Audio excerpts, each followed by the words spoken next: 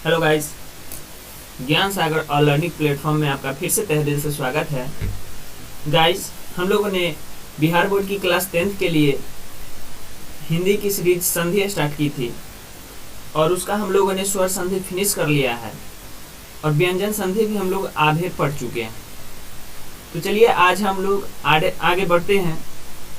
अगर आपको कहीं पर भी कोई डाउट है तो कृपया कमेंट करें, वीडियो को लाइक करें और चैनल को सब्सक्राइब करें और हमसे कनेक्टेड रहे ताकि एग्ज़ाम में आपको बहुत मदद मिल सके।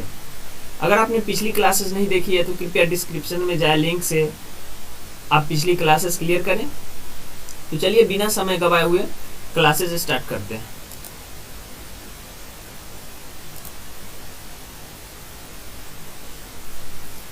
गाइस, हम लोगों ने व्यंजन संधि के तौर से संबंधित जो नियम थे वो देख लिए थे और आज हम लोग उसके आगे का देखेंगे। देखिए, आगे जो नियम है 5वां नंबर नियम, यह है न से संबंधित नियम। समझिए ध्यान से आप। यदि री, र,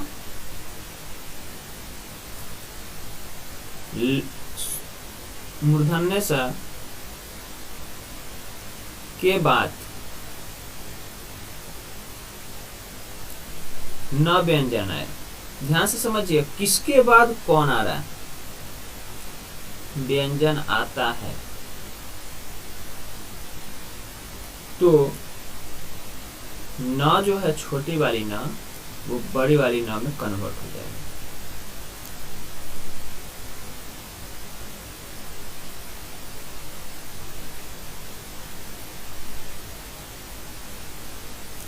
देखिए, यदि री रहे, र रहे और मूर्धन्य स रहे तो और उसके बाद न रहे, ठीक है, ये आपको यहाँ ध्यान देना है कि कौन पहले रहेगा और उसके बाद कौन रहेगा।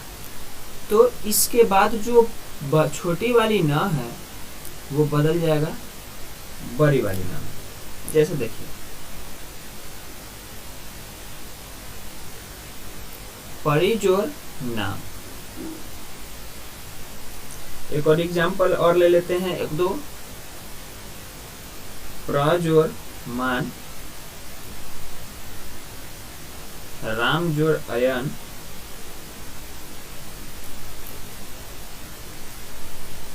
देखिए परि जोड़ नाम को जब जोड़ेंगे तो बनेगा परिणाम।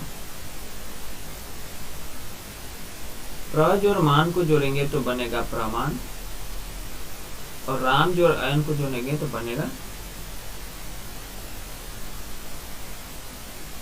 रामायण। आप यहाँ पे देखिए, ये र है और र के बाद आ रहा है क्या, न आ रहा है। तो देखिए र के बाद जैसे ही न आ रहा है तो परी तो वैसे ही है, म भी वैसे ही है, लेकिन ये बड़ी छोटी वाली न जो है वो बड़ी वाली न में बदल गई। उसी तरीके से इसमें देख सकते हैं प्र जोड़ मान। तो यहाँ पे देखिए प्र में र छुपा हुआ है, प्र में र छुपा हुआ है तो इधर र है और इधर न है। तो देखिए र के बाद न आया तो बदल गया बड़ी वाली न। उसी तरीके से इसमें भी देख सकते हैं रा है उसके बाद न है तो बदल गया छोटी न में। आप यहाँ पे कंफ्यूज होंगे कि र के बाद तो आ या म है और इधर ना है, तो इसमें ये थोड़ा सा जो है एक्सेप्शन के तौर पे इस रूल को आप समझ सकते हैं। इसमें जस्ट एक दूसरे से क्लोज रिलेशन नहीं होता है, थोड़ा दूर। जैसे देखिए, ये सबसे पहले और ये सबसे लास्ट, ये सबसे लास्ट और ये कहाँ गया, ये सबसे लास्ट और ये सबसे लास्ट, ठीक है।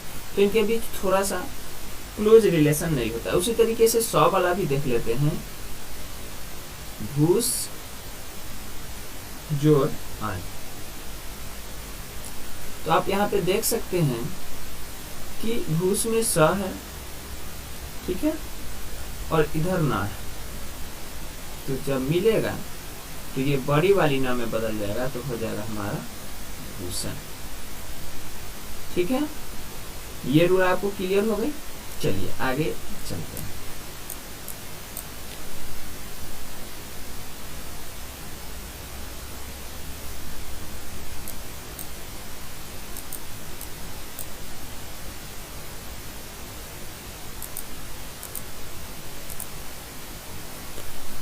नेक्स्ट जो हमारा नियम है 6 नंबर नियम, वो है म से संबंधित। देखिए इसमें क्या कहा गया है कि म हलंत का मेल, म हलंत का मेल क से म तक के किसी भी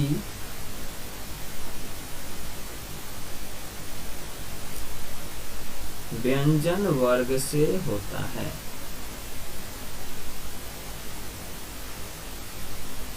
होने पर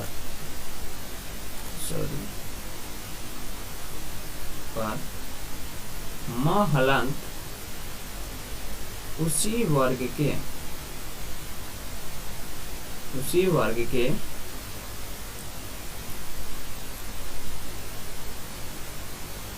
पंचमाक्षर,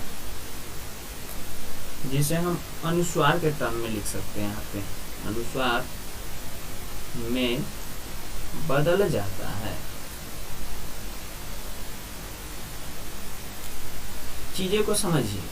देखिए म रहेगा और उसके बाद क से लेके म तक, यानी कि हम लोग पढ़ते हैं ना क ख ग घ अंग, उसके बाद हो जाएगा च छ ज झ और य, ट ठ ड ढ और न, और त थ द ध और न, और प फ ब भ और म। देखिए टोटल यहाँ पे आप स्पर्श व्यंजन भी यहाँ पे हम लिख सकते थे कि क का मेल स्पर्श व्यंजन से हो, तो क का मेल म का मेल जो है क से लेके म तक के किसी भी व्यंजन से हो। ठीक है, इसमें से किसी भी व्यंजन से अगर म का मेल होगा तो उस कंडीशन में म जो है उसी वर्ग के पंचमा अक्षर यानी कि अनुस्वार में बदल जाएगा। यानी कि म का मेल इन वर्ग में से किसी के साथ भी मिलेगा तो म अंगह में बदल जाएगा, जो कि इसका पंचमा अक्षर है। उसी तरीके से अगर म च वर्ग के किसी भी व्यंजन के साथ मिलेगा तो ये अंगह में यह में बदल जाएगा, जो कि इस वर्ग का पांचवा ये है वर्ण है। उसी तरीके से ट वर्ग के साथ मिलेगा तो वो न में बदल जाएगा, जो कि इसका पांचवा वर्ण है, पंचमा अक्षर कह सकते हैं हम इसे। त के साथ मिलेगा तो वो न में बदल जाएगा, जो कि इस वर्ग का पंचमा अक्षर है। और प वर्ग के साथ मिलेगा तो इसका पंचमा अक्षर व्यंजन म से में बदल जाएगा। ठीक है, चलिए इसका कुछ एग्जाम्पल देख के हम लोग समझते हैं इस चीजों को। देखिए सम जोड़ कलन, परम जोड़ तू, सम जोड़ पुन, और एक और एग्जांपल ले लेते हैं हम लोग सम जोड़ चय, उसके बाद सम जोड़ गति।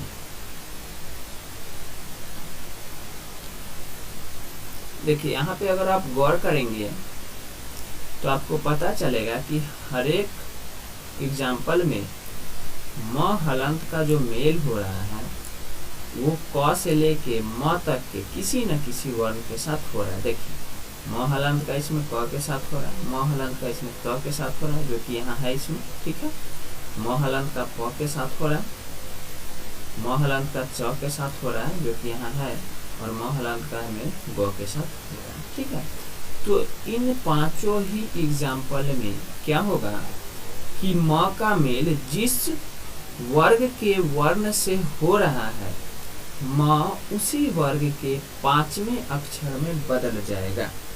जैसे देखिए सम जोड़ कलन को हम लिखेंगे संकलन। आप यहाँ पे डाउट हो रहा होगा आपको कि यहाँ तो अंग होना चाहिए, अनुस्वार कैसे आ गया? तो यहाँ देखिए मैंने नियम में यहाँ लिखवाया, 5वां अक्षर ब्रैकेट में अनुस्वार लिखवाया, ठीक है, अनुस्वार में बदल जाते हैं, ठीक है। उसी तरीके से परम जोड़ तू तो क्या हो जाएगा? परंतु। सम जोड़ पूर्ण तो हो जाएगा संपूर्ण। संचय और संगति, ठीक है। 5वां अक्षर में देखिए सब बदल रहा है, देखिए 5वां अक्षर में बदल रहा है, ये अनुस्वार में बदल रहा है। देखिए इसमें समगति को संपूर्ण को हम अनुस्वार में भी लिख सकते हैं, लेकिन ये ज्यादा बेटर है। इसमें भी देखिए सब में अनुस्वार में बदल रहा है। ये हमारा हो गया आज का सेकंड नियम। चलिए थर्ड नियम की तरफ चलते हैं।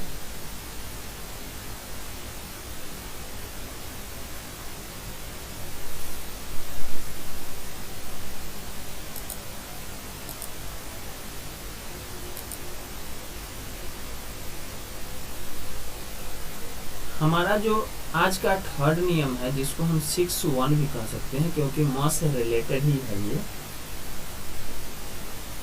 यदि म का मेल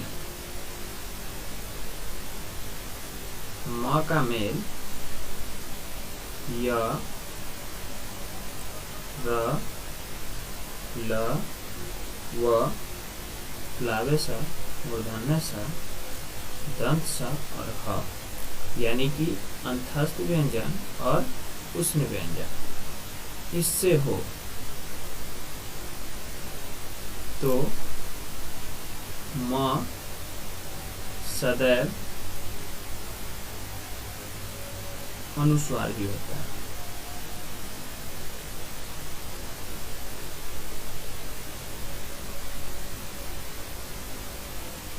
अब यहाँ पे गौर कीजिए, आप याद कीजिए मैंने अभी जस्ट आपको पिछले एग्जाम्पल में लिखवाया है संपूर्ण लिखवाया है, इसको हम ऐसे भी लिख सकते हैं, कोई फर्क नहीं पड़ता। तो यहाँ पे हम एक को अनुस्वार के टर्म में लिखे हैं, एक में म को, और एक में हम म को आधा म में लिखे, ठीक है। लेकिन ये जो रूल है, ये रूल क्या कहता है कि म का मेल म यदि य से मिलता है, र से मिलता है, ल से मिलता है, व से मिलता है, या तलावे स से मिलता है, मूर्धन्य स से, दंत स से, या फिर ह से मिलता है, तो इन 8 ही केस में म हलंत जो है वो हमेशा सदैव हमेशा अनुस्वार के ही कंडीशन में आएगा। जैसे एक दो एग्जाम्पल हम देख लेते हैं। समजोड़ विधान,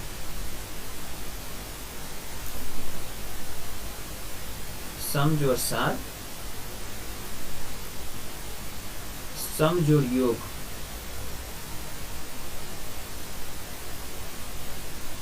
समजोड़ रक्षक। यहाँ पे देखिए, आप देख सकते हैं यहाँ पे कि म के बाद जो है वो है, जो कि मैंने बताया है।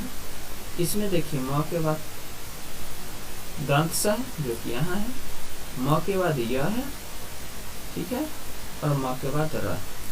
इस रूल को फॉलो कर रहा है। तो इन चारों एग्जाम्पल में क्या होगा कि म जो है म ही रहेगा, लेकिन उसका रूप बदल जाएगा, वो अनुस्वार में चला जाएगा। तो क्या हो जाएगा? संविधान। इसका क्या हो जाएगा? संसार। इसका हो जाएगा संयोग, और इसका हो जाएगा संरक्षण। तो यहाँ पे देख सकते हैं उच्चारण में म ही है, लेकिन क्या हो रहा है कि ये अनुस्वार में कन्वर्ट हो गया। ठीक है, ये क्या हुआ है? अनुस्वार में कन्वर्ट हो गया है। ठीक है, ये रूल आपको समझ में आया? चलिए नेक्स्ट की तरफ चलते हैं।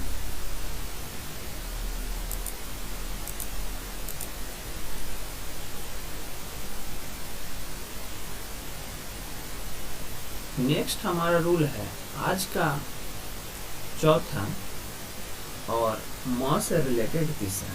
ठीक है, यदि म के बाद अगर म ही आने पर कोई परिवर्तन नहीं होता है।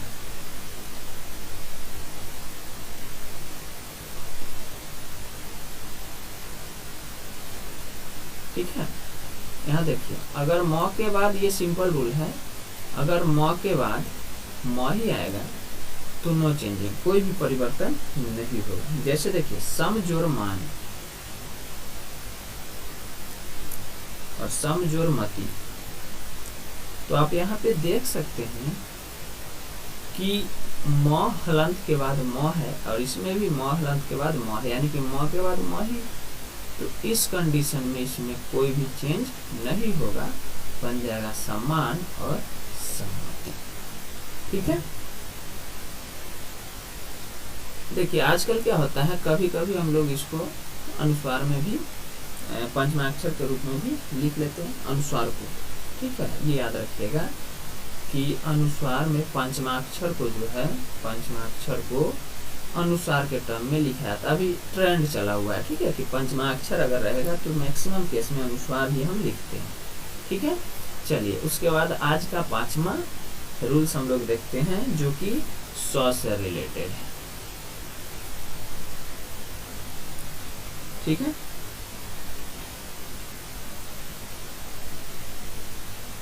स से पहले, दंत स से पहले अ, आ से भिन्न, अ आ से भिन्न स्वर हो तो स हलंत का स, यानी कि मूर्धन तलावे स, दंत स जो है मूर्धन्य स में बदल जाता है। ठीक है, इसको भी ध्यान से समझिए, चीजें को समझिए। जब तक आप चीजों को समझेंगे नहीं तब तक कुछ भी क्लियर नहीं होगा।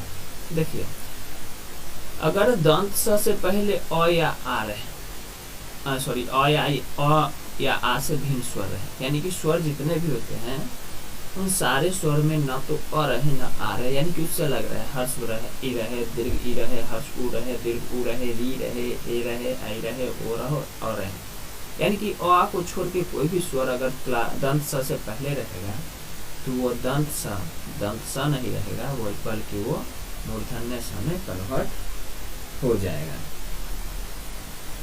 जैसे देखिए पी जोड़ सम, उसके बाद बी जोड़ साध, उसके बाद एक और एग्जांपल हम ले लेते हैं सु जोड़ समान। तो आप यहाँ पे देख सकते